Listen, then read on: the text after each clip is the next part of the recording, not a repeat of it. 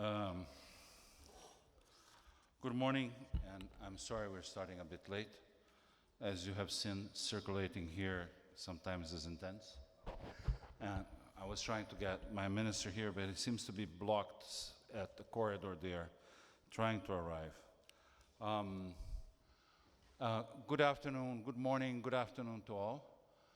Thank you for joining us in this very important first ministerial meeting of the Intergovernmental Council for Buildings and Climate. Excellencies, distinguished delegates, colleagues, welcome. Please allow me to invite Ms. Inger Anderson, Executive Director of the United Nations Environment Programme, to give us her opening remarks. UNEP's leadership, Ms. Anderson, in convening the GlobalABC and the ICBC secretariat has been instrumental. I can personally testify to the commitment, your commitment, and the commitment of your team in this regard. For one, Brazil certainly appreciates that commitment, that leadership, the orientation, and the help in moving this process forward. And I would like to invite you to share your reflections on the global imperative for building decarbonization. That's the cause that join us here today. Thank you. Well, thank you, and thank you for those kind and generous words. Like everything else in life, it's a partnership, and so if we have done good things, it's only because we have brilliant partners and collaborators. But this is a big day, because here we are at the first ministerial meeting on this Intergovernmental Council on Buildings and Climate, and we are very proud at UNEP to host a secretariat for this work. And my deep thanks to Brazil, to the Ministry of Cities for co-hosting this ministerial with us, and of course to the ICB Troika of France, sitting just down the line here, Brazil and Kenya for their leadership. Now, we're meeting here in Belém, obviously, where we understand the urgency, the climate urgency. I'm not going to go over all these numbers, but our emissions gap report bore this out. We're essentially barreling towards that, with current policy, 2.8 degree world. If we implement the NDCs, both conditional and unconditional, we shave a little bit off, which means that we take us to a 2.4 to a 2.6 degree world. And that's not a world we want, nor is it the world we promised each other. And so the science is absolutely clear, but so are the solutions, and we are here discussing those very solutions. We need to make these huge cuts in our CO2 emissions, and the building sector offers us 34% of energy-related carbon dioxide emissions at its plate for us to play with, and that is why this meeting matters. Because, and this is also borne out, you will have seen in the global stocktake, of course.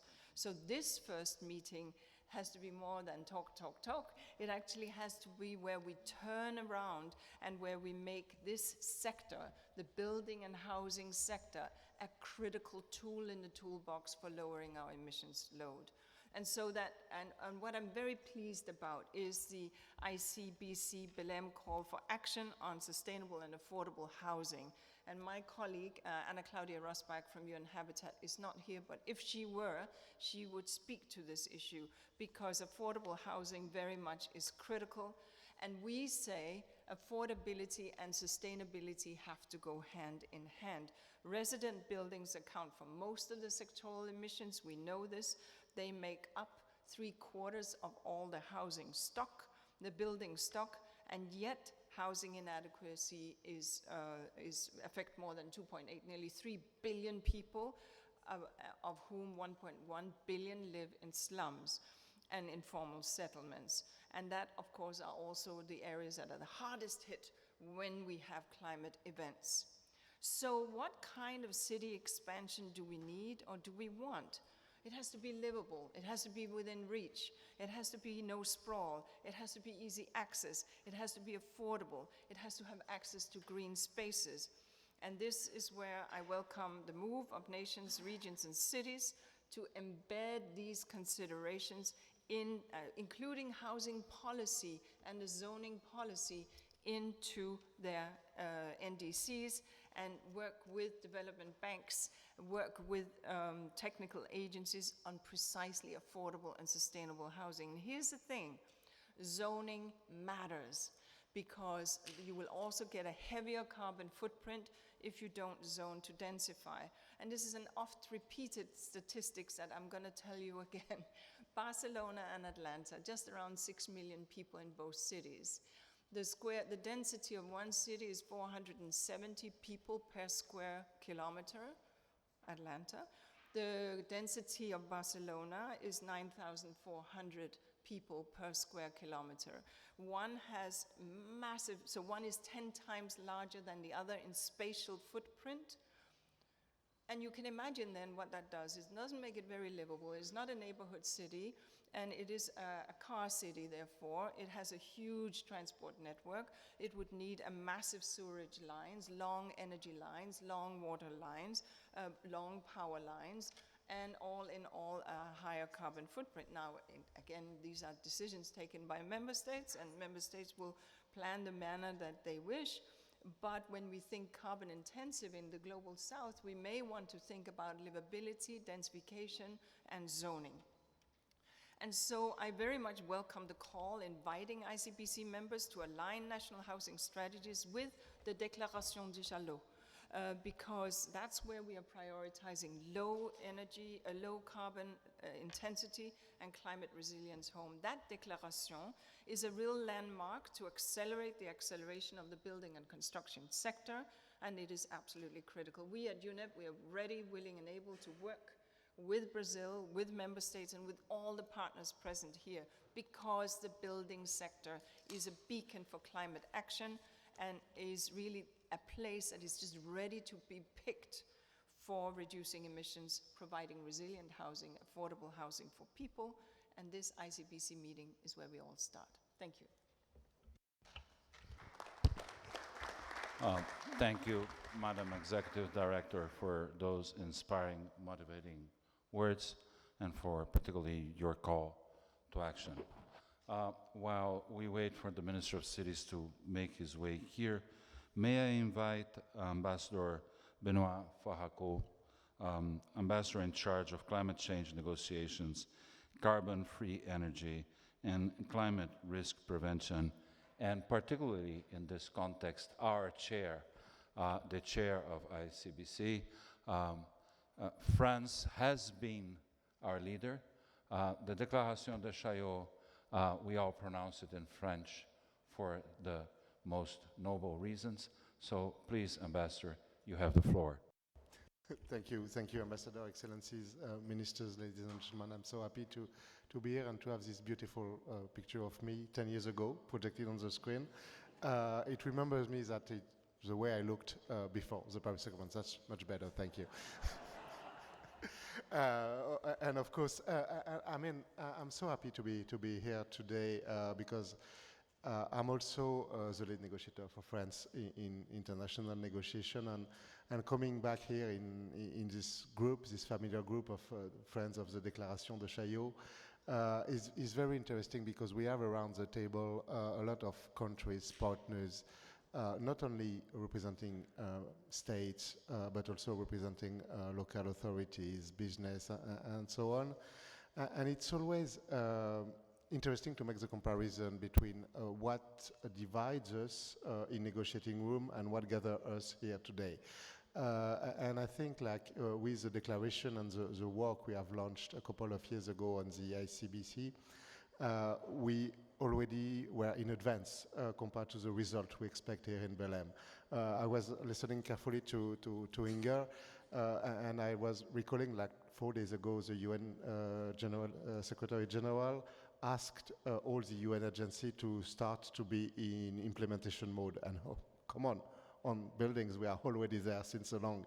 So it's great to see that we have been in advance on this topic, and that we are here in this room all together, not to invent problem, which is sometimes the case of negotiator, but to continue to implement solution.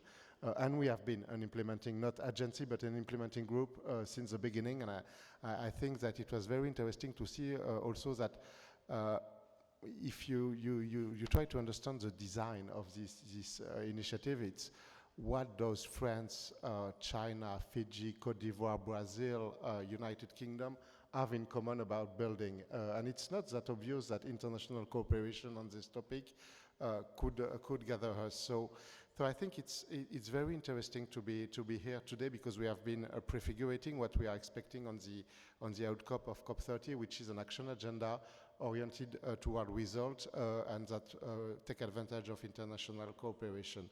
I will not be long today, because we can be very technical, and I think in a way, once again, it's very interesting to see how technical we've been in this discussion, because it demonstrates that we are trying to address the problem and all the dimension of the problem in a very collaborative and constructive way. We had a common approaches in terms of vision, trying to find a specific space for discussion, even if we have very different problems. So we were very happy to engage in this discussion about affordability of housing and the challenges of building new resilient housing in emerging and developing economies, while in Europe our challenge is most of all retrofitting our buildings in an affordable manner, which is a different ways to frame the question. But the beauty of the call of Belém that we are adopting today is that it demonstrates that even if we have different problems, we can find common solutions. And I would like probably also to frame the debate for the next decade for our common discussion under this format, which is very valuable. By saying that for me the two challenges that are in front of us right now is first of all mainstreaming all what we've learned in terms of creating norms, regulations, standards in our domestic policies. We have NDCs on the table right now, and it's a fabulous momentum to say, hey, if we are serious about Belém, if we are serious about climate change, let's bring all the added value of the Declaration de Chaillot and the call from Belém on sustainable and affordable housing into practices in the next coming years with reporting. I mean, we don't want to create overburdening reporting, of course, but in a sense we will be able to demonstrate progress because we have trust among ourselves.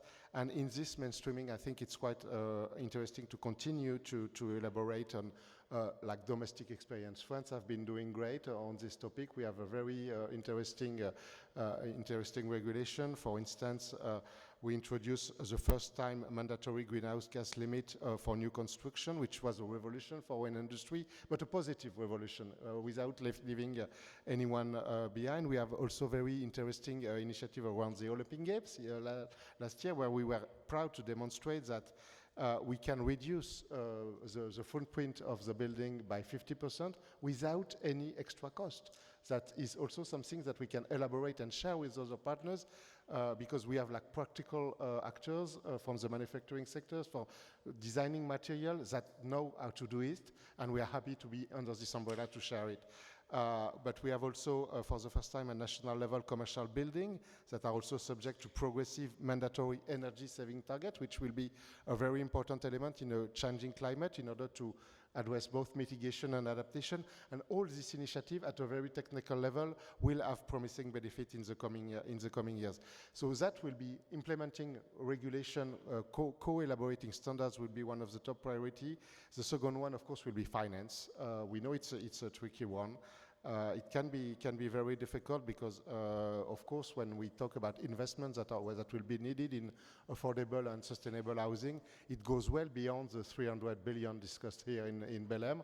That means a lot of private finance also, but also consistency and aligning the financial flow not only at domestic level, but also with local and subnational authority. So it's a promising question, and I think that there is a collective challenge that we will try to address in Belém, which is reducing the cost of capital for investment in developing economy that will serve the purpose of this initiative. So very happy to be here, very happy to endorse the declaration, very happy of the work of all of you, and we will continue to engage and to continue to implement. Thank you so much.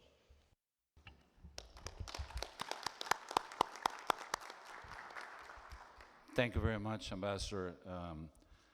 Thank you for your call to action, and I think you have already, to a large extent, introduced what was in our first agenda item, which was the Belém Call for Action for Sustainable and Affordable Housing, that is led by the Troika of ICBC, presided by France, and then with Kenya and Brazil together. So I think we have already moved to this second agenda item, which is the launch of the Belém Call for Action on Sustainable and Affordable Housing, which stems directly from the commitment made by ICBC member countries under the Declaration de Chaillot. As I said, it was prepared by the Troika and negotiated with ICBC members. It sets out a shared vision and actionable recommendations for advancing sustainable and affordable housing. Now, we will hear from countries and our partners to deliver brief statements in support to the call and highlighting how their priorities and strategy align or aligned with its set of actions.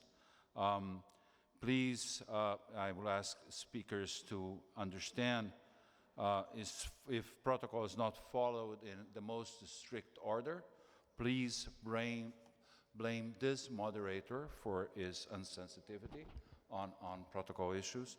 And please, I would also require, if you would be so kind, to keep your interventions short and not exceed the allocated time.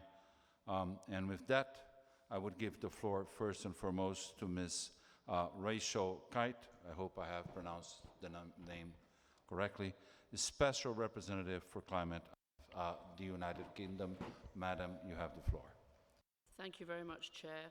Thank you for the hopefully affordable and efficient cooling in this room.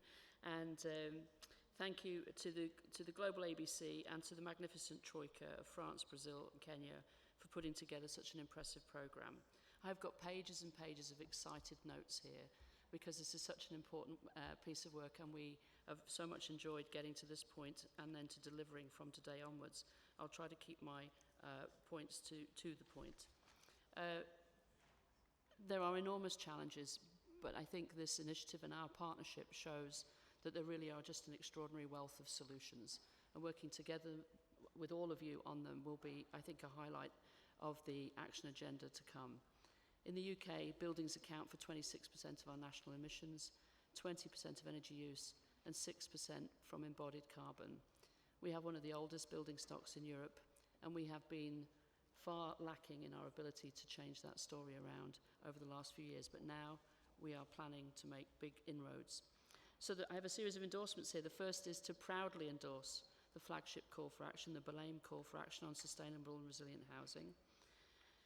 Ensuring that housing is affordable and sustainable is obviously politically very important, but important to the notion that people can understand what the journey to net zero means for them in their daily lives. It will improve their economic circumstances, it will make their houses better places to live and raise their families, and it will make all the buildings that they visit pleasant and more beneficial houses and residences and other institutions to be part of their lives. We will upgrade up to 5 million homes across the country over this Parliament, which is from now until 2029. We will accelerate the installation of efficient new technologies, from heat pumps to solar batteries and insulation. We see opportunities to use the Affordable and Sustainable Housing Finance Alliance to coordinate funding in the space, including the Market Accelerator for Green Construction, which is IFC funded and UK funded and IFC delivered. The accelerator seeks to transform the construction sector in emerging markets unlocking billions of dollars to support the development of high-quality, affordable green homes. It's already mobilised over $2.5 billion over 9 countries, enabling the construction of many thousands of green homes and lowering utility bills from people from Colombia to South Africa to Indonesia. Currently, every pound, UK pound, of concessional finance spent via this programme is leveraging £37 of private finance. We're also proud to endorse the timber principles. The UK Timber in Construction Roadmap is firmly in line with these principles. These have been championed by the Forest and Climate Leadership Partnership, which the UK co-chairs alongside Guyana. We're grateful to Canada, Kenya and France for championing these principles alongside the Bauhaus Earth and Built by Nature. The UK's Timber and Construction Roadmap is, as I said, firmly in line, and I think that this also speaks to the need to scale the bioeconomy as part of how we get to a win-win for people, forests and climate.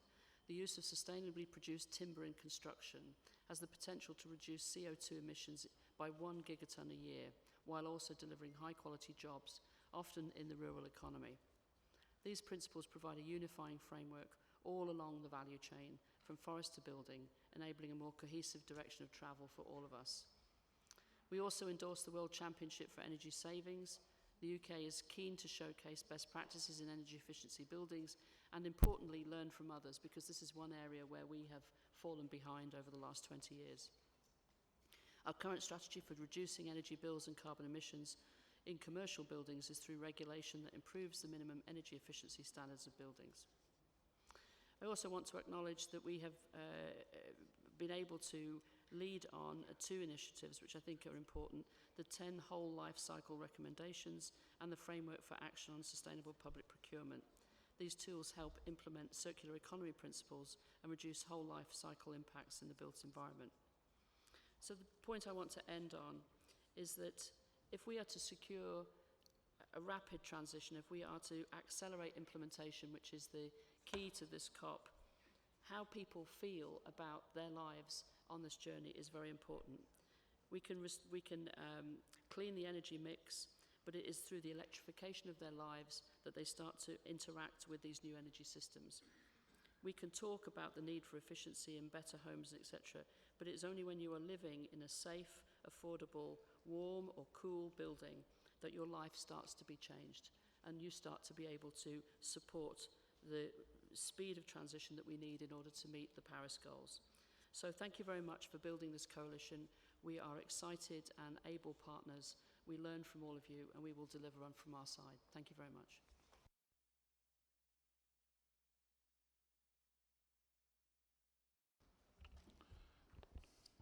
Thank you very much, Madam Kai. And I had on my list now the Honorable Johann Flaschbach, State Secretary, Federal Ministry of the Environment, Climate Action, Nature Conservation, and Nuclear Safety of Germany. But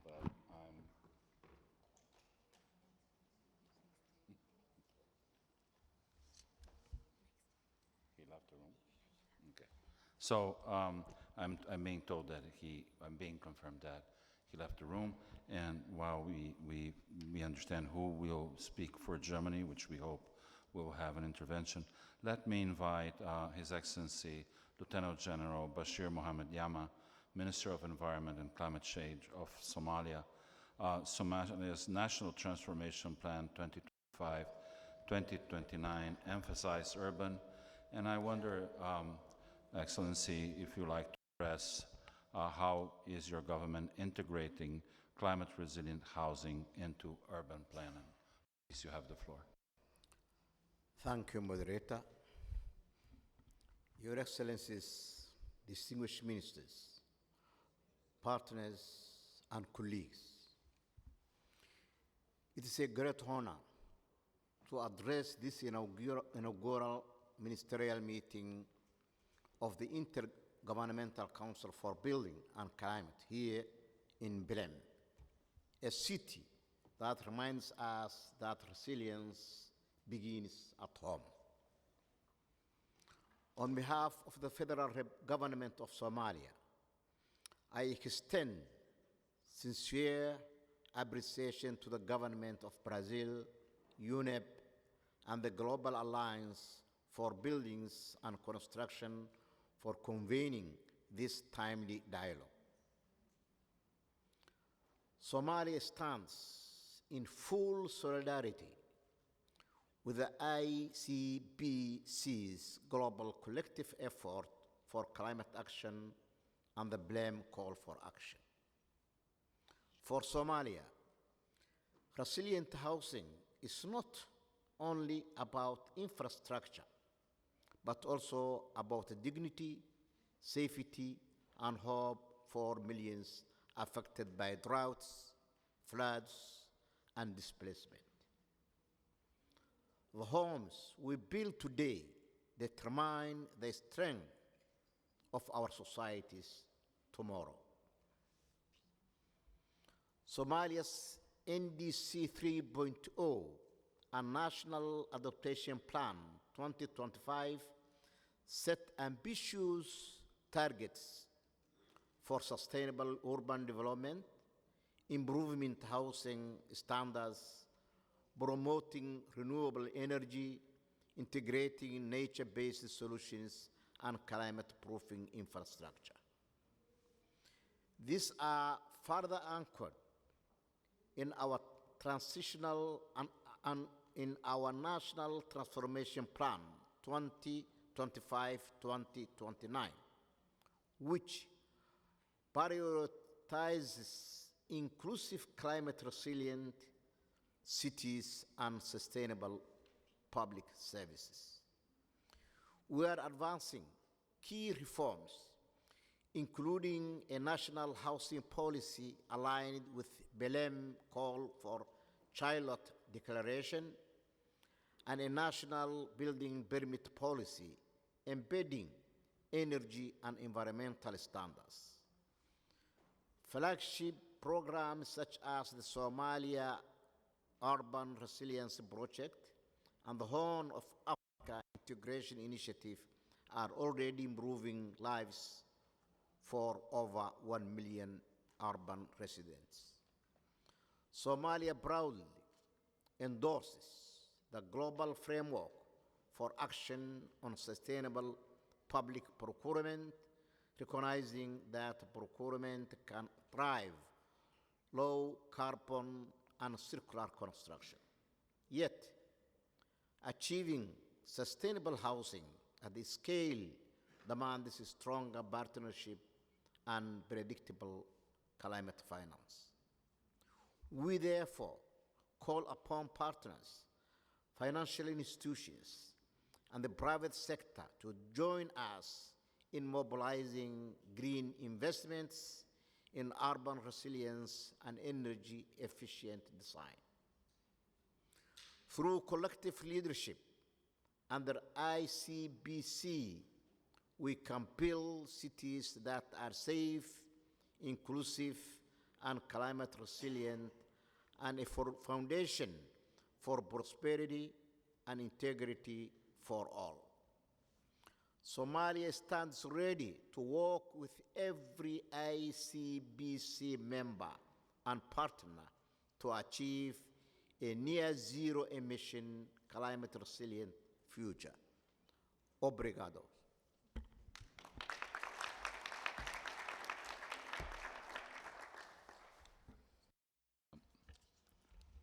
Thank you very much, Excellency, and for thanking us in Portuguese. May I now give the floor to Ms. Dite Jorgensen, Director General for Energy, European Commission. We welcome the European Commission, whose leadership in buildings decarbonization continues to set a strong example globally. And I would like to see if you could share with us your vision on the importance of international cooperation and the role of the ICBC to promote buildings decarbonization around the globe. Please, you have the floor, Madam. Obrigado, Ambassador. Thank you very much for the invitation, and thank you also to you for the work delivered so far under the Intergovernmental Council for Building and Climate. We in the European Union have closely been following the work of ICBC. We've seen the progress since the establishment under the Declaration de Chaillot in 2024 and the launch at COP29. We recognise the ICBC as a unique government-to-government platform focused on energy efficiency and decarbonisation of buildings, a critical part of our path towards climate neutrality. We know that buildings still consume a large amount of energy and emit carbon throughout their life cycle, from construction to decommissioning. Sustainable homes are not only good for the climate, but also help reduce energy bills for citizens, especially the vulnerable citizens, and improve living conditions and health for populations across the world. The initiatives and priorities presented today align well with our ambitious goals for building decarbonisation by 2050 in the European Union. I am therefore pleased to announce the European Commission's formal participation in the ICBC, reflecting our commitment and support in contributing to collective action and closer cooperation globally. Today, the ICBC endorses the Belém Call for action for sustainable and affordable housing. Like many regions in the world, we in Europe are also facing a housing crisis. This has prompted our President, Ursula von der Leyen, to assign the portfolio of housing to the current Commissioner for Energy, Dan Jørgensen, and he's tasked with delivering the first ever EU affordable housing plan by the year end. A dedicated task force is now working to design the plan with the aim to support governments and other actors in providing affordable, sustainable, quality homes. The connection between energy efficiency, climate resilience, and housing affordability is evident. Renovating the buildings that are currently poorly performing will yield efficient homes with higher standards, lower energy bills, cleaner air. They will enhance housing availability and help reduce the need for new construction.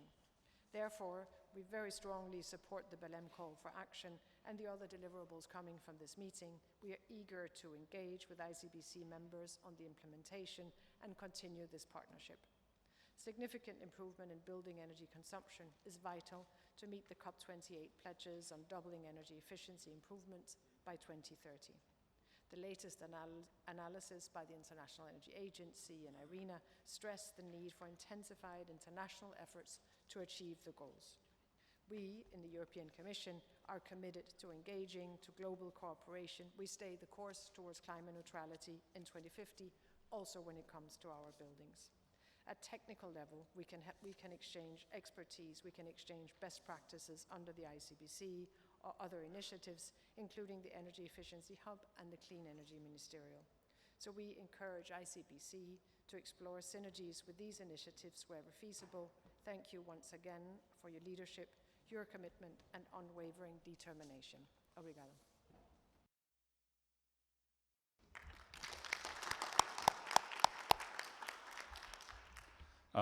Thank you very much. May I now invite Mr. Henry Gonzalez, Chief Investment Officer of the Green Climate Fund. And I would invite you, sir, to comment on how can the Green Climate Fund, together with partners such as UNEP, GlobalABC, IFC, and IFD, help scale blended finance solutions that make housing both sustainable and affordable, including through a potential affordable and sustaining housing finance alliance. Thank you very much. Thank you very much, Ambassador. It is indeed a pleasure to be among partners. UNEP is one of our accredited entities, but as you mentioned, we've got the IFC, IFD, and many others around the table. I'm also very pleased to see ministers for the countries that we serve. The Green Climate Fund has a focus in supporting small island development states, least developed countries, and African states as they are in their journey for climate resiliency. I really commend the leadership of France, Brazil, and Kenya for this leadership in bringing us together. And going to your question, sir, indeed, buildings are putting a big challenge in front of us. 40% of global energy-related emissions are held in buildings. However, they also offered cost-effective solutions for reducing emissions, creating green jobs, and improving lives. Therefore, every building we construct or retrofit can either lock in carbon or lock in climate resilience. And here is where the Green Climate Fund would like to be your partner of choice. We've already invested over $19 billion in over 336 projects globally. and a growing fraction of that portfolio is indeed working with cities, buildings, and resilient infrastructure. We are expected to provide even more access to affordable housing, especially in those countries that need it the most. But going to the Belém Call, which we are indeed also applauding and we would like to support, the GCF can bring, I would say, 3 potential areas of collaboration. First, as you said, we are a provider of capital that is flexible, long-term, and patient, and we believe that this blending could indeed crowd in more public and private finance to de-risk investments in green and affordable housing and also in areas of resilient infrastructure. The other important element, we count with readiness, which is grants that governments can access, and they could integrate resilience into national housing building codes, and especially strengthening local capacity to design, finance, and implement climate-aligned infrastructure. As we look forward, and we are indeed looking at how we could support initiatives like the Affordable and Sustainable Housing Finance Alliance, we feel that the GCF could use its toolkit of flexibility in regards to accessing high-risk capital for high impact. And I think the best way to do this is by working with partners that are close to countries. We are a country-driven fund, and we are the financing mechanism of the Paris Agreement and COP. And this is exactly the place where we come, we hear, we get guidance, but most importantly, we go into taking that guidance into action and taking that action into impacts. Looking forward to continuing the support, and thank you for this opportunity to address all of you.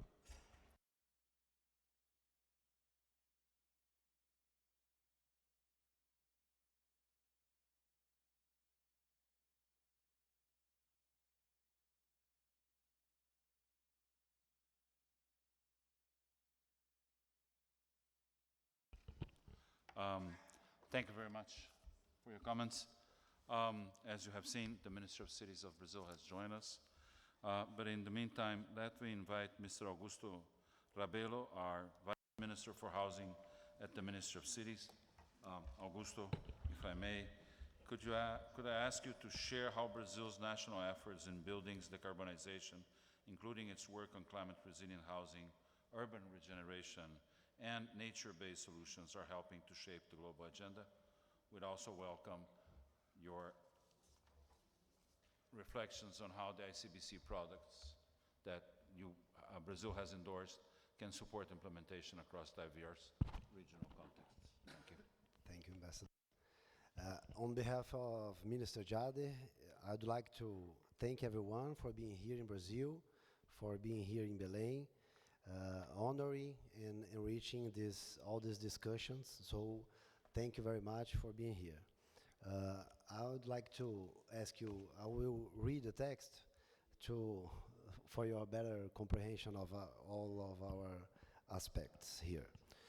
So, Programa Minha Casa Minha Vida, translating My House, My Life, has established itself as Brazil's leading public policy for social housing over all these 15 last years. And now we are reaffirming our commitment to environmental, social, and urban sustainability. We have various subsidized modalities, and the program incorporates today many construction criteria and guidelines aimed at energy efficiency, rational use of natural resources, and the appreciation of regional specificities. I'd like to mention a few of these advances we already have here in our public policy. We will see in this event, since Minister Jade will sign a normative here, and we will incorporate renewable energy in our plans, in our housing. We already have done an inclusion of balconies in housing units to improve ventilation, lighting. We already have recommendations for water reuse, and installations of rainwater cisterns to promote saving and reduce waste. We already have recycling and reuse of construction waste as a guideline for all the constructions. And we set recently expansion of green areas in our projects to increase the number of trees per housing unit. And we already encourage landscaping projects with native and fruit-bearing species all over the country. To mention a few more guidelines we have, one which is very, very important for our policy is that we limited the maximum size of the development of the projects, the housing projects, to 10,000 meters, encouraging the integration with existing urban networks. We already, now it's an obligation that in every project in Minha Casa Minha Vida needs to be close to schools, healthcare units, commerce, and public transportation, reducing travel distance and reducing also emissions and emissions of carbon. We already created a new line to support Rome renovations. It's recent, really recent. We launched it 10 days ago to improve habitability, thermal comfort, and any other questions that the families in Brazil need to improve their quality of life. So I think now, Ambassador, I think I can pause here to Minister Jader's speech, and then I complement. Thank you.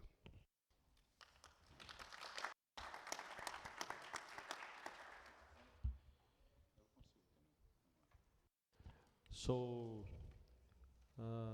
very happy to see all of you in my hometown. I prefer to do my speech, and I ask and apologize to you. I will speak in Portuguese, so I need the help of Ambassador Antonio to help me to this translation. Okay? Okay, so Minister, please go ahead. We have two colleagues here who speak both English and Portuguese. We will try to work together. Bom dia. Good morning, everyone. I will tell you a story about one woman here in my state, Pará, a city called Santa Isabel. His woman, her name is Eliane, and then she has a child.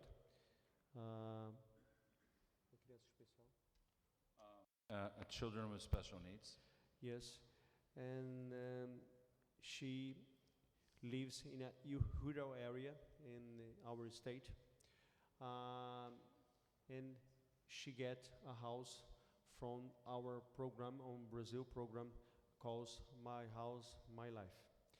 In this moment, our program contract 1.9 million new homes in Brazil, and we want get our first goal in December. The first goal is 2 million new contracts in this government, and now we did a goal will be 3 million at the finish of 2026. So in Brazil, histories like Eliane, who's a girl she don't have bathroom since he's received the home from My House, My Life. She lives at home with any infrastructure, water, no sanitation, nothing. So that's why we increase how we work to my house, my life, to give this new life to these people to, because now she can try better to the health of this child when she get that home in a rural area from Brazil. So when we arrived at Paris and you and your colleagues show me about the treatment of Chaillot, we thought we have to help our environment. We have to work hard to my house, my life, change how they build our construction in our housing program. So we signed this treatment, and we want more. We want more to help our environment. So today, você já fez os anúncios? So we will ask to our ambassador to tell you what Brazil will do, what changes we will do in our program to help our world, to help our planet about this big and the huge program of our housing in Brazil. So I ask now to our ambassador, tell our new goals about what we do our program of housing in Brazil. So I apologize about my English, and I really happy to see all of you in our city and doing the best thing to our world. I'm very optimistic about what we'll get in this COP for our world. Thank you all.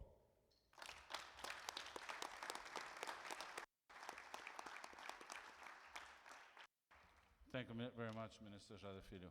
Maybe I'll leave Augusto, who has the knowledge and the strength of the cause, to present the main ideas in what's left of our time. Thank you.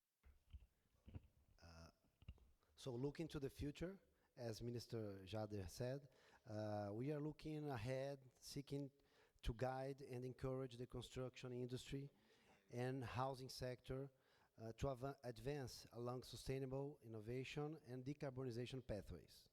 So here at COP30 in Belém, the Minister Jade is presenting to all of us a set of structural measures that reaffirm Brazil's commitment to low carbon, efficient and socially responsible housing.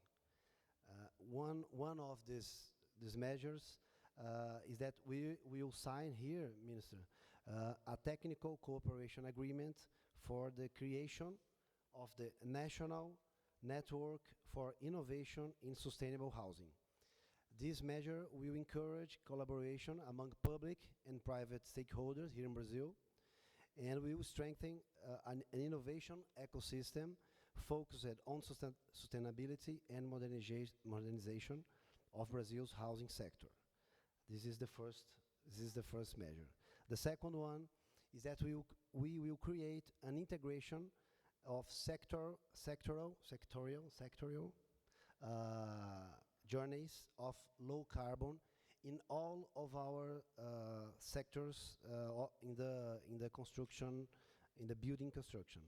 So we will develop specific instruments to measure emissions at every construction stage. We will set progressive carbon reductions goals, and we will systematically track results with transparency in dialogue with all of the sectors here in Brazil. And the third is that we will launch officially the social, environmental, and climate responsibility policy for My House, My Life. We already have many measures in our normative system, but now we are consolidating this in one document that will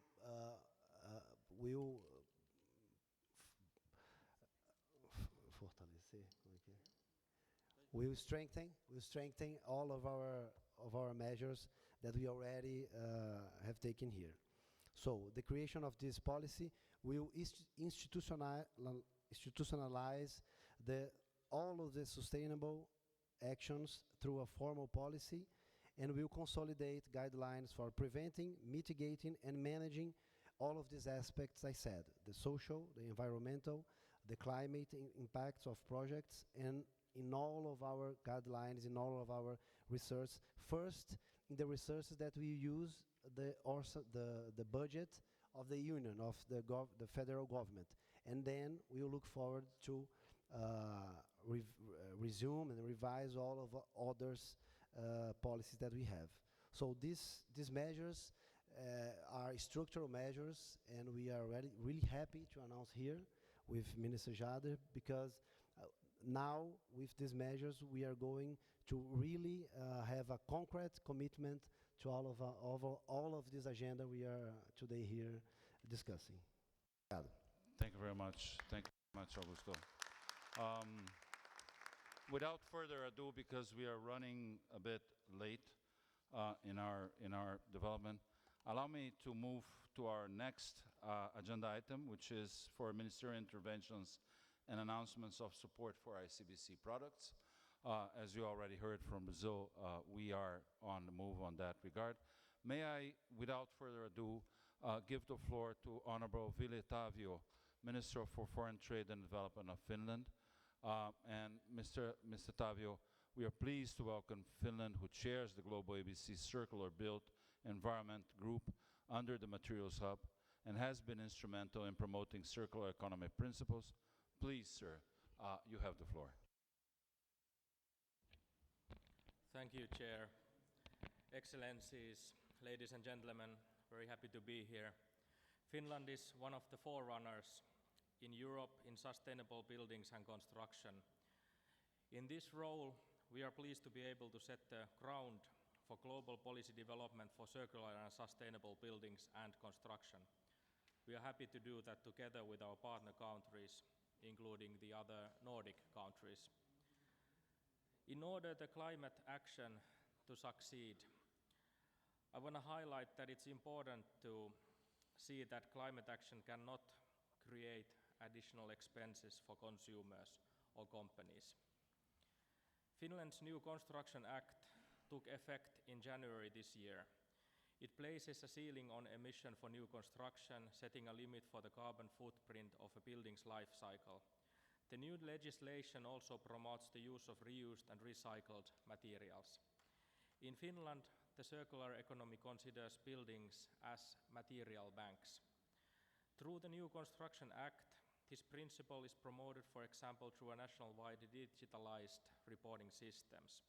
The system supports the reuse and recycling of building materials, their procurement and trade. Procurement has a large potential. For example, in 2015, Finnish municipalities spent over 20 billion euros annually on goods, services and works, with procurement and investment consuming about 29 megatons of raw materials. While circular procurement is not yet systematic in Finland, it has been applied in different sectors, including construction.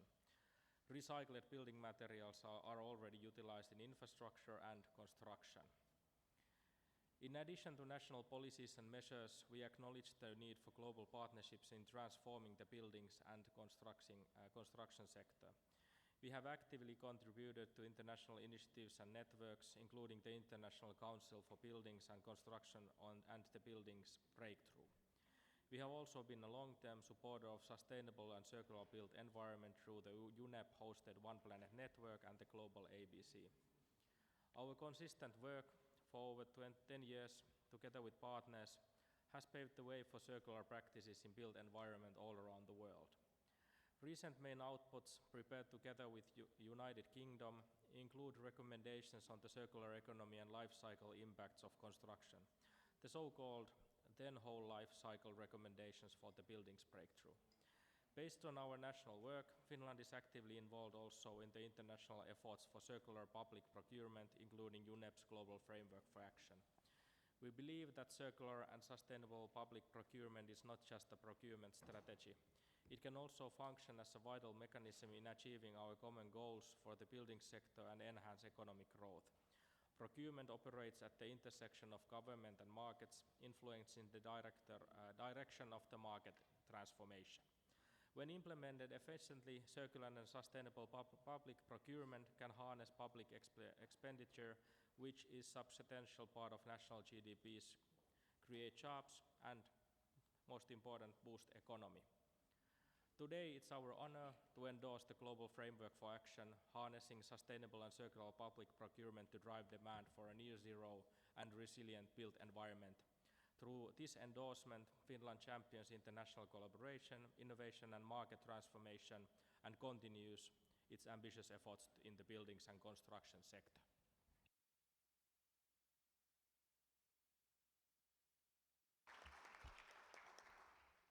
Thank you very much, Mr. Minister. May I suggest that I will spare you from my questions and will give you the floor on the understanding that you're all called to speak on behalf of this amazing initiative that is the ICBC and the GlobalABC. And with that very short introduction to my call for speakers, may I invite Mr. Mosese Bulitavo, Minister for Environment and Climate Change of Fiji, to address this plenary. Thank you. Thank you, Mr. Moderator, Excellencies, distinguished colleagues, ladies and gentlemen. Isambula Vinaka and warm greetings from Fiji. It is my privilege to share with you today the progress that has been made on the revision of the Fiji National Building Code, FNBC, which will guide the transformation of Fiji's building industry. This initiative is a direct response to our evolving climate realities and aligns with the Chaillot Declaration and Fiji's Climate Change Act 2021, which mandates all sectors to adapt their operations to be climate resilient and support our 2050 net zero targets. For the building sector, it requires Fiji's buildings to be climate resilient and use low emission development strategies that can make buildings more sustainable. The FNBC applies to all of Fiji with a gradual increasing of the level of compliance for informal urban settlements and rural communities that are having difficulties with immediately fully complying due to the high cost of construction. Fiji is made up of 300 islands surrounded by the Pacific Ocean and is located in an area that regularly experiences strong hurricane winds, flooding, tidal surges, and the negative climate impacts of high carbon emissions. The high financial, social cost of rebuilding after damaging climate events prompt Fiji to proactively integrate resilience and sustainability in the design of our buildings through the revised FNBC. The FNBC is Fiji's regulatory framework that will guide the transformation of a resilient building design. The original code was published in 1990 and legislated in 2004 under the Public Health Act, and revised.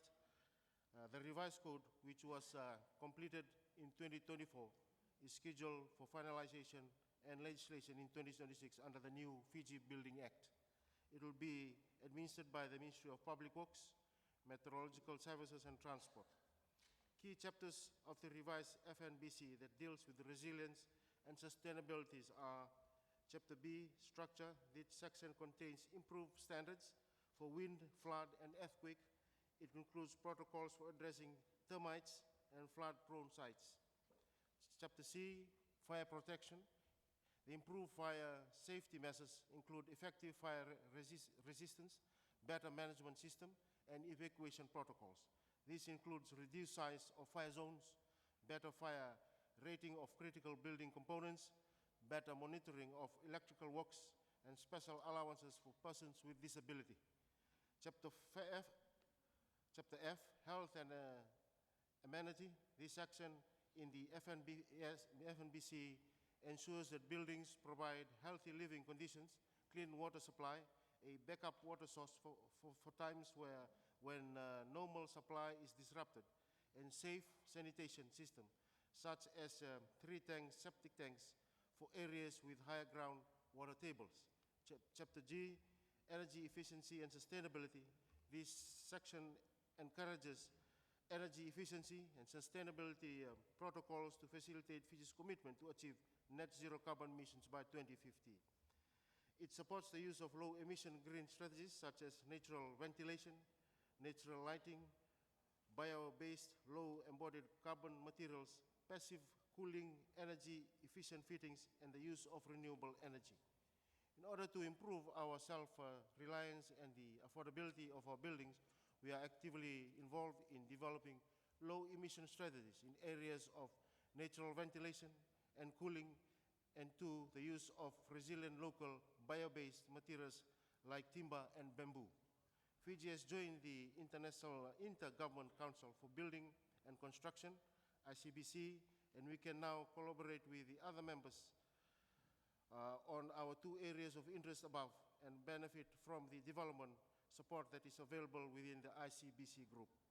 In conclusion, from our Pacific Small Island Developing States, PSID's perspective, I urge all global stakeholders, architects, engineers, estimators, planners, regulators, and builders to be innovative and work together for this common cause by updating your building codes to immediately operationalize the Chaillot Declaration and the Belém Call for action at home that will bring about positive transformational changes in the lives of the people, and we leave no one behind.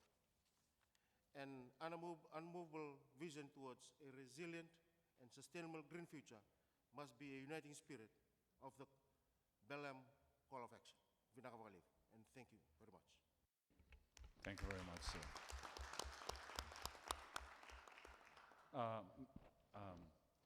I would like to just mention that we have been recently joined in ICBC by Bangladesh, our newest member, and I was told that they also joined us in this room.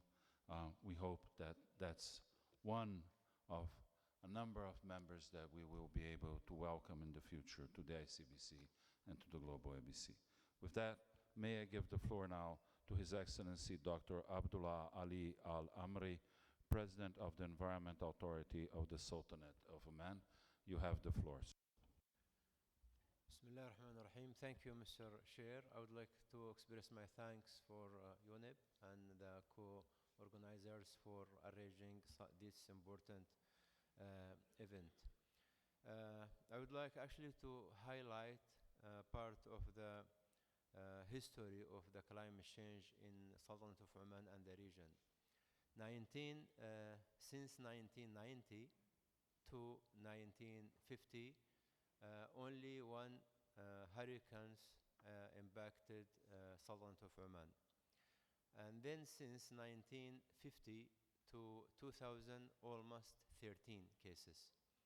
Since 2000 till now, the number of hurricanes and cyclones are more than the numbers of the years. For example, I can mention two hurricanes. One of them was in 2006, which was Gono. The impact of the hurricane was really huge. It costed the Sultanate of Oman almost 10 billion to restructure the infrastructure and to rehabilitate the infrastructure across the capital city of the Sultanate. The number of the deaths at that time, almost 320. The country managed to rehabilitate it and recover from that hurricanes took almost 3 to 5 months. Recently, 2022, there also another hurricanes impacted Oman.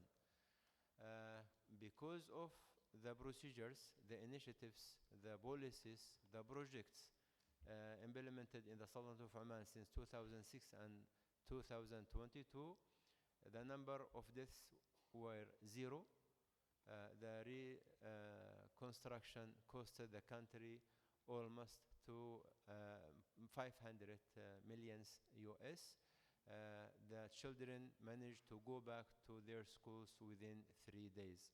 That showing how Oman managed to rehabilitate their infrastructure and how managed to upscale the level of the cities to be more resilient to climate change. And we also been working with the GCF in order to come out with some programs and projects to be implemented in the country, and that's through the readiness fund. We receive a fund for the readiness, and among of the readiness studies we implement in Oman through the experts suggested by the GCF. We come out with a number of projects, among of them the early warning system project. And we built the concept note according to that, submitted again the project to GCF 2 years ago in a regional forum. The GCF announced that the project of Oman already approved. Unfortunately, the board of GCF rejected the project recently 3 months ago. 5 countries among 24 voted against the project. Why, we don't know, since Oman is developing country, have a full rights to apply for such a fund to build these projects. And that is really a negative signal showing that there is a selectivity in approving and rejecting the projects in the board. On the other side, Oman National Vision 2040 based on 4 pillars, among of them the sustainable environment. And that leading all sectors to integrate and embed it in their sectorial strategies and plans the sustainability. Mitigation is one of the most important pillars. That's why we announced the Oman neutrality strategy, and net zero emission will be achieved by 2050. The journey already took off, and that across all sectorials, among of them the housing sectors. So during actually these years, more than 176 dams have been built. 5 big projects of cities protection from the over flooding have been built. The quality and the size of the roads and urban infrastructure have been upscaled, and now our cities relatively can adapt it to climate change. On the level of mitigation, there is a good affordability for the renewable energy in the Sultanate of Oman and the housing sector, one of the sectors we attending to reach neutrality through, and also working on water efficiency, electricity efficiency, and there are almost 2 cities have been occupied by people which are sustainable and smart cities. A number of them under construction right now, among of them the biggest city, which is Sultan Haytham city, the city which is most sustainable and smart in the region. So our efforts will continue in order to match the requirements of our national goals and the international also objectives to improve the life of the quality, and also to make sure that our societies are protected and our city resilient to climate change and smart enough in order to be sustainable. Thank you very much. Thank you, sir. May I now give the floor to His Excellency Shuaib Al-Zahir, Deputy Minister, Ministry of Planning and International Cooperation of Yemen. Thank you, Your Excellency. Excellencies, distinguished representatives, it's an honor to address this council on behalf of the Republic of Yemen. I stand here before you in place of my colleague, His Excellency Engineer Tawfiq Al-Sharjabi, the Minister of Water and Environment. As a Deputy Minister for Planning and International Cooperation, my presence here underscores the coordinated and multi-sectoral effort that we are approaching as government and Yemeni people in taking to address the critical intersection between housing, climate, and resilience. For Yemen, our approach to sustainable housing doesn't just build for tomorrow. It preserves the thousands years legacy of Yemen's architecture brilliance, where each carefully restored colorful Camarilla window and preserved mud brick facade serves as both a living museum and a practical blueprint for climate resilience design. However, as my colleague from Oman mentioned, we are encountering lots of climate shocks. Yemen is among the most climate vulnerable countries. Floods destroy homes in the Arab Sea cities, and also in the Red Sea cities, while drought also empty the mountainous wells in the mountainous cities. Despite these challenges, we are making tangible progress. Our NAB is being finalized now. We already embedded climate-smart design and resource-efficient practices into our housing strategies. We have begun our community-based planning, where residents participate in mapping risks and designing resilience neighborhood. We have leveraged the UN Habitat city profiling across major cities after the war started, and we're still working on it. And we have evidence base for recovery planning and helping more vulnerable groups, especially providing women access to housing rights. We focus on resource-efficient rehabilitation, the adequate housing projects that we rehabilitate now. It's not just to build new, we rehabilitate especially old cities and historic cities. Houses benefiting lots of people. We use local materials like earth blocks, adopt the reduced carbon and lower cooling costs. And you can see the cities, if you look at the capital city, for example, Sana'a, it's mud brick towers for thousands of years, and building on gypsum and others, and you see other different architecture and different buildings that come from the history. So what in the mountains or on the sea or on the in different terrains on landscapes. So the point I'm trying to make that our architecture heritage offers proven climate adaptive solutions that are being integrated into our modern sustainable housing initiatives that we are working on. We also work on the integrating the renewable energy with the World Bank or with the private sector. And I can see that some of the major cities, that 95% of the cities, the houses there are having solar, their solar homes systems is operating, and we try to facilitate that more through the microfinance and providing more accessible finance for those who need it without any interest. So in coastal areas, we are also restoring the mangroves and using permeables pavement to reduce the flooding and the erosions. In the urban centers, we promote rainwater harvesting and encourage solar-ready roofing and natural ventilation. So these all techniques driven from our traditional Yemeni architecture, but updated for modern resilience. In conclusion, actually, we need to work more on with our development partners, with others, on providing de-risking investment, co-financing, and blended finance. This is very important. We're working with the IFC, with the World Bank, where the IFC came to the IDA and covered that first loss guarantees to provide finance for private sector to invest in housing and climate resilient housing. Capacity building is still needed more and more, especially for local authorities to enforce green building codes.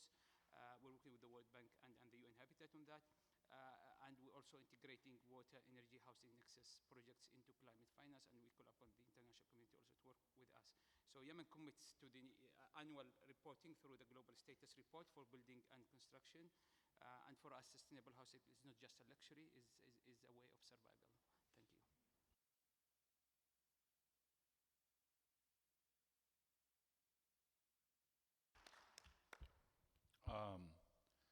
If I suggest that you all take the same measure that I did, unless you're fluent in Turkish, which I am not, unfortunately, but you will have interpretation available in channel, I think, 3.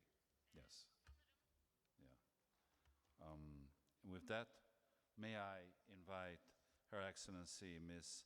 Fatma Varank, Deputy Minister, Ministry of Environment, Urbanization and Climate Change of Turkey, to address the room. Thank you. You have the floor, Madam. Teşekkür ediyorum. Sayın Bakanlar, değerli temsilciler, küresel iklim değişikliğinin olumsuz etkileri her geçen gün ağırlaşırken, küresel yıllık sera gazı emisyonları 2024 itibariyle 58 milyar ton karbondioksit eşdeğerinde seviyeye yükselmiştir. Binalar sektörü, küresel sera gazı emisyonlarının azaltılmasında önemli bir fırsat alanı sunmaktadır. Bu nedenle 2030 yılına kadar neredeyse sıfır emisyonlu ve iklime dayanıklı binaların yeni normal haline gelmesi vizyonunu taşıyan binalar girişimini bu yüzyılın en kritik dönüşüm çağrılarından biri olarak görüyoruz. Saygıdeğer meslektaşlarım, Türkiye 2053 yılına kadar net sıfır emisyona ulaşma hedefini benimsemiştir. İkinci ulusal katkı beyanını hazırlamış ve 2035 yılına kadar ulusal sera gazı emisyonlarını 643 milyon ton karbondioksit eşdeğerinde sınırlama hedefini belirlemiştir. Türkiye'de yaklaşık 16 milyon mevcut bina ve 25 milyon hane bulunmaktadır. Her yıl bu stoğa 100 bin civarında yeni bina eklenmektedir. Bu binalar ülkemizin toplam nihai enerji tüketiminin 1/3'ünü ve sera gazı emisyonlarının da %11,5'unu oluşturmaktadır. Dolayısıyla binalarda enerji verimliliği ve dönüşümü yalnızca çevresel değil, ekonomik ve sosyal bir zorunluluk haline gelmektedir. Yeni binaların en az B sınıfı enerji performansına ulaşması ve enerji ihtiyacının da en az %10'u yenilenebilir kaynaklardan karşılanması zorunlu hale getirilmiştir. Uzun vadeli olarak 2033 itibariyle tüm yeni binaların A sınıfı enerji performansına sahip olacak şekilde inşa edilmesi ve 2043 itibariyle ise net sıfır operasyonel emisyonlu binaların hayata geçirilmesi hedeflenmektedir. Tüm mevcut binaların enerji kimlik belgesi kapsamına alınması ve kamu binalarında 2030 yılına kadar %30 enerji verimliliği hedefine geçilmesi bizim hedefimizdir. 2011'de metrekare başına 150 kWh olan ortalama enerji tüketimi 2025 itibariyle %32 azalarak 85 kWh seviyesine düşmüştür. Bu gelişme 2030 hedefimiz olan 70 kWh seviyesine planlanandan daha erken ulaşacağımızı göstermektedir. Sayın Bakanlar, bu kapsamda uluslararası işbirliğinin önemini vurgulamak ve paydaş ülkelerle her türlü işbirliğine açık olduğumuzu burada belirtmek isterim. Teşekkür ederim.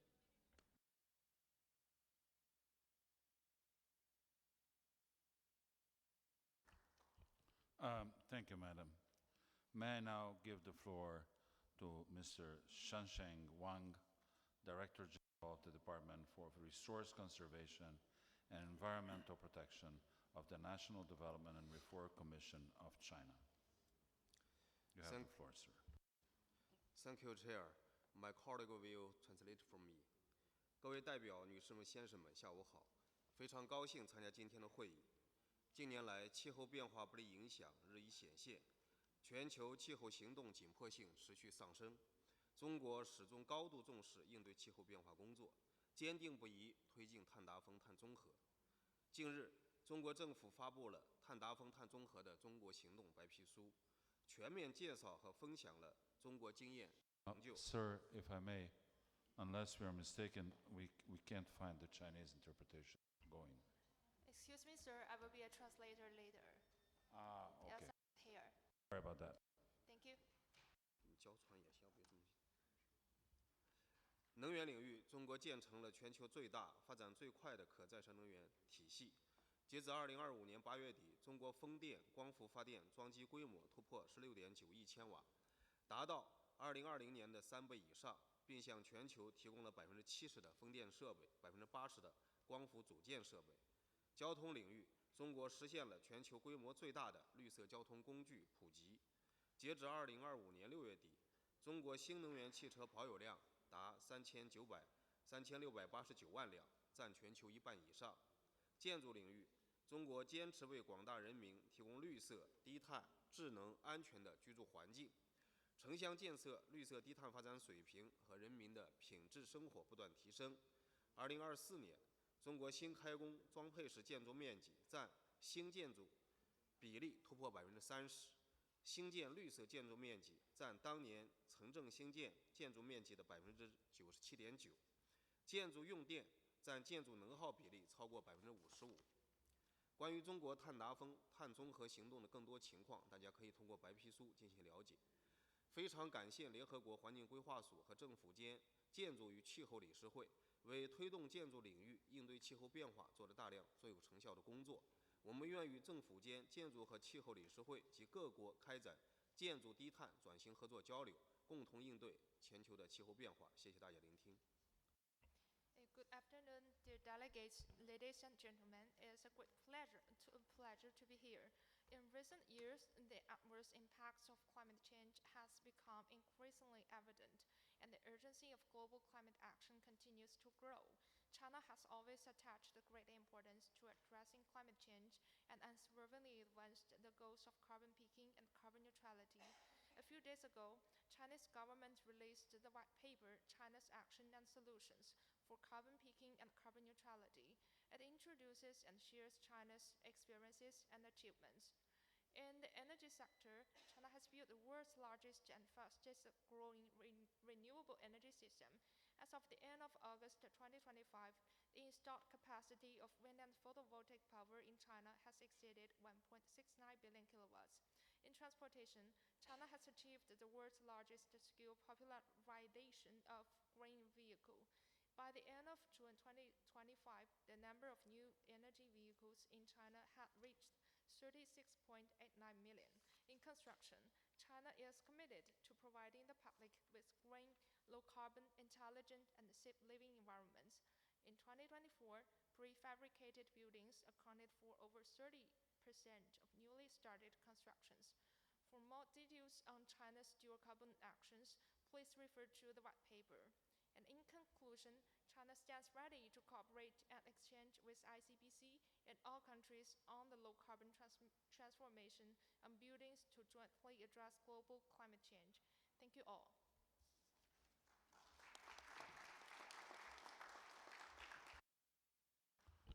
Thank you very much. I would like to now, without further ado, without much introduction, because he's a very active member of the Troika, give the floor to Mr. Kennedy Mateka, the Director of Building Safety and Climate Resilience and Vice Chair of the ICBC, from the Ministry of Lands, Public Work and Urban Development of Kenya, to address this meeting. Kenya. Thank you, Excellencies, ladies and gentlemen.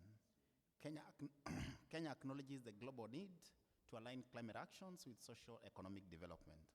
Our commitment to promoting responsible timber use clearly demonstrate this integrated approach. Key initiatives such as the National Green Building Guidelines, which are annexes of the National Building Code, emphasizes the use of sustainably sourced timber and other low-carbon materials in the process, alongside support for sustainable forestry. These measures are a clarion call for climate-smart construction practices for all of us. These policies are intentionally embedded in our affordable housing program, which is a national priority program for the government. It is important to state, Excellencies, ladies and gentlemen, that today being 11th November, the program has just earned an international recognition at the World Broadcast Association in South Africa for promoting urbanization and decent housing in Kenya.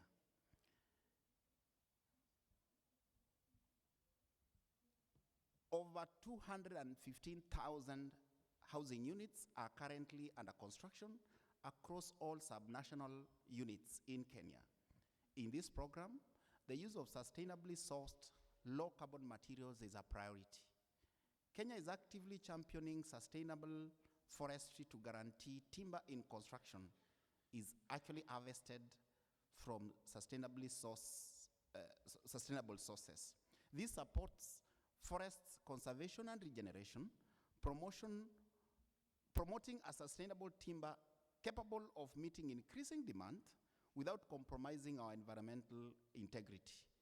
The adoption of sustainable timber, a renewable and carbon storing source, combines with energy efficient designs, significantly advances our climate mitigation objectives as a reflection in our NDC submissions. Ladies and gentlemen, these efforts have simulated local value chain processes, generated income and employment in forest management, timber processing, and even skilled construction trades, promoting an inclusive transition to a low-carbon economy. Asante. Thank you very much, Kennedy. Although the clock says that we have 5 minutes, we already ran out of time.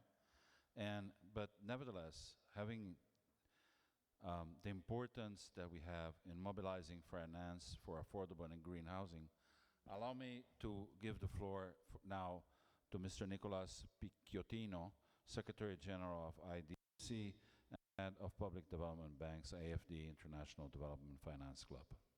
Mr. Picciotino, you have the floor. Bon dia. Good morning, Excellencies, distinguished colleagues and partners. Let me begin by thanking Minister Jader Babao-Filho, Ms. Stinger Anderson, and Ambassador Andrea Correa de Lago for convening this important ministerial and for inviting AFD and the International Development Finance Club to join this first ministerial. AFD was proud to support the launch of the ICBC in Paris last year, and it is encouraging to see the Council now taking shape on the global stage. As chair of the International Development Finance Club, the largest provider of public climate finance worldwide, representing 27 institutions and 4 trillion in assets, I am convinced that no country and no institution can address the building's transition alone. Development banks sit at the junction between governments and markets. We therefore have a critical responsibility to ensure the global shift toward affordable, low-carbon and climate-resilient housing. The challenge before us is immense, particularly in emerging and developing economies. Cities are growing rapidly. Housing demand is surging. Climate risks are intensifying, and the building sector already accounts for around 1/3 of global energy use and emissions. Meanwhile, investment in energy efficiency declined last year due to financing constraints. Ensuring access to affordable, efficient, and resilient building is one of the defining development tasks of this decade. And it will not happen without strong cooperation between public development banks, governments, multilateral development banks, the private sector, and local actors. At AFD, through the Sustainable Housing Initiative, a platform supporting the development of sustainable and affordable housing policies in 16 countries, and through the Partnership for Energy Efficiency in Building, PIB, a French-German flagship program implemented jointly with GIZ and operating in 21 countries, we combine financing, technical assistance, capacity building, and policy support. Concrete results are emerging. I have a lot of examples to give you, but for the sake of time, I will pass them. And just you will be convinced that, of course, efficient, resilient, and inclusive housing is possible and bankable. But delivering at scale also requires structuring the global finance architecture. As co-chair of the GlobalABC Finance Hub with IFC, PIB works to map existing financing solutions and assistance, develop standards, mobilize DFIs and private finance, and strengthen transparency. This commitment is translating into concrete actions. PIB and 30 development banks co-developed a dedicated toolkit for public development banks to mainstream energy efficient and resilient buildings.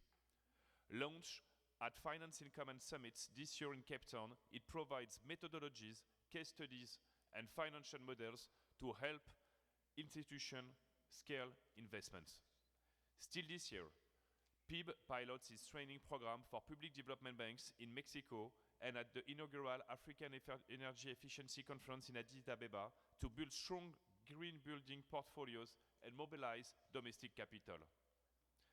This week, at COP30, with BNDES and CAF, we are co-launching the Fixed Coalition on supporting the energy transition, including a dedicated focus on efficient social building and housing, aligned with the global call to double efficiency and triple renewables by 2030.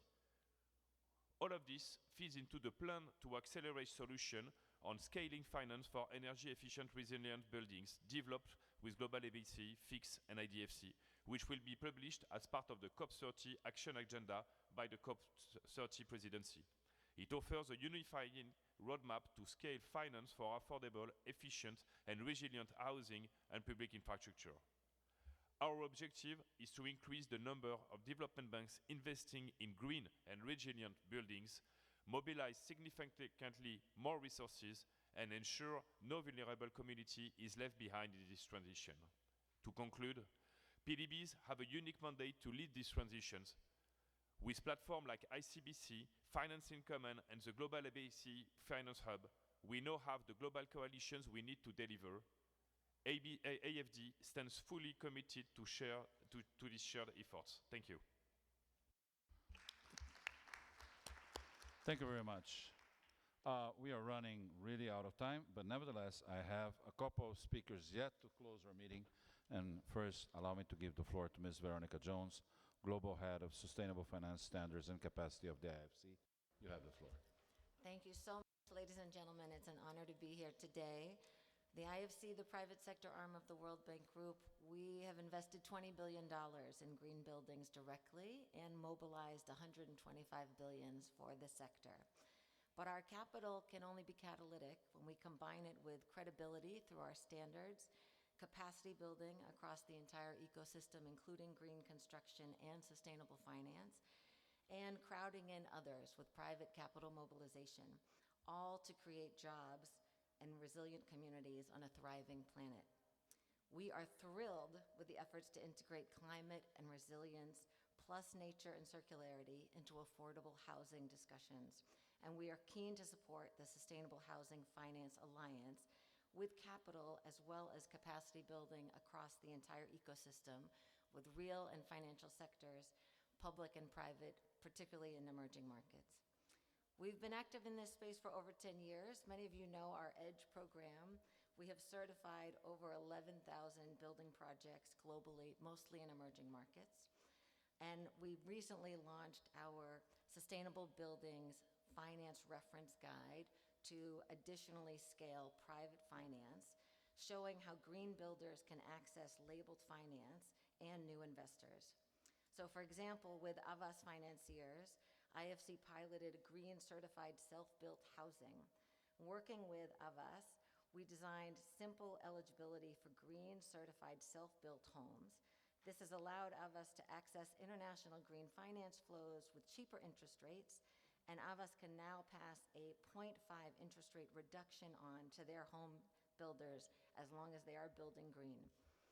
Meanwhile, our Building Resilience Index has worked with Vinte in Mexico, helping them attract new institutional investors and pension funds into their building portfolio. We had a recent report, Building Green, which shows that the opportunity for green buildings can reach 1.5 trillion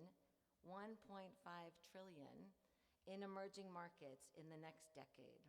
This is a massive investment opportunity for local banks, real estate funds, securitization, and investment by international investors into stable returns in emerging markets.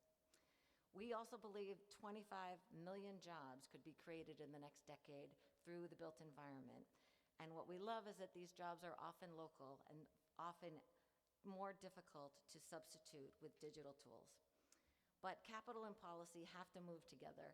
For example, with BBVA Bank in Peru, IFC placed a $60 million investment for green mortgages after a successful public policy program where the municipalities in Peru allowed increased height allowances. This didn't cost the public sector anything, but has been a huge spark for developers and builders. Meanwhile, with ABSA Bank in Africa, IFC leveraged concessional finance to create an eco-home loan and pass on a 3% rebate to green home buyers. We have found that mortgages have a lower default rates in green buildings because the buyers appreciate so much the efficiencies and reliabilities being offered. We have many other examples across commercial, healthcare, industrial sectors, illustrating the business case for sustainable construction and showing how financial structuring can help scale development impact with healthy human, financial, and planetary returns. We look forward to collaborating with all of you. Thank you so much. Thank you very much. I'm going to make justice to his leadership and give the closing remarks to my dear friend Yves-Laurent Sapoval, who will speak in English and not in his perfectly good Portuguese. Thank you. To close our meeting, already running out of time. Tu as la parole. Il ne faut pas discuter. Il faut commencer. I don't know. I've been told that Bangladesh has to say something before me, so I just don't want to be impolite. What do I do? Okay, so please, Bangladesh, if you want to take the floor. Thank you.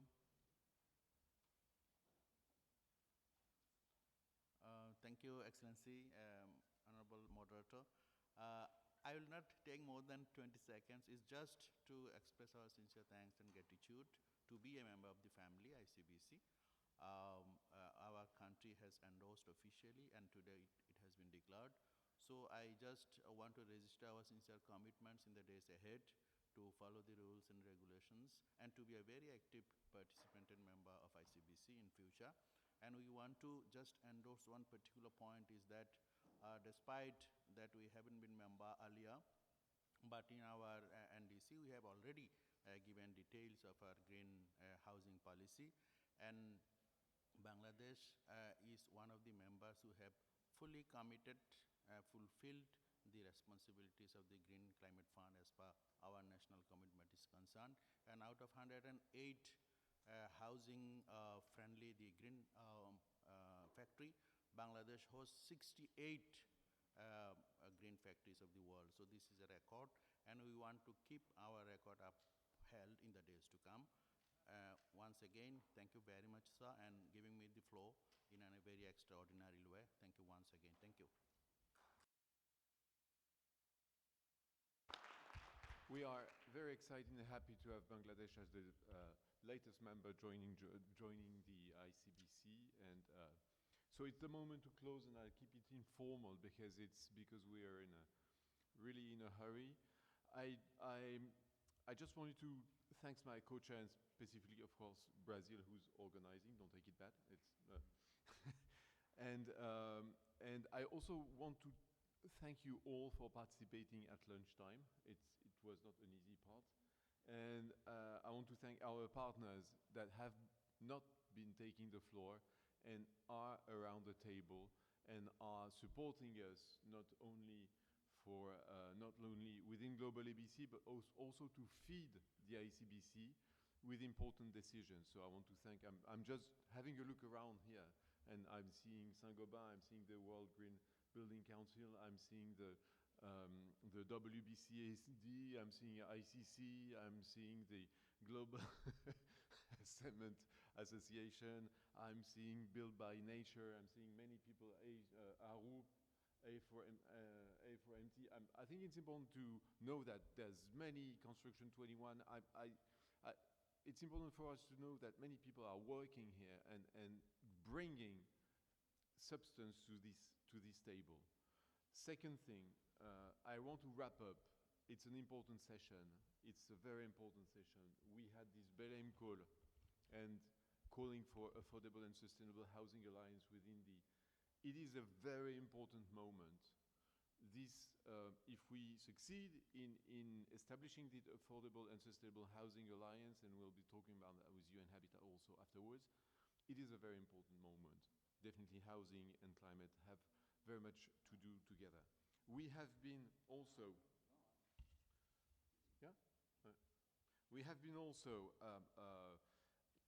trying to push and endorse a global framework for action on sustainable public procurement in construction, the principles for responsible timber construction, the World Championship for energy savings in commercial buildings and social infrastructure. So we've been going through many important decisions for implementation.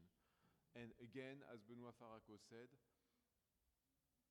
the Paris Agreement will not be implemented without places like ours gathering all the partners and acting together.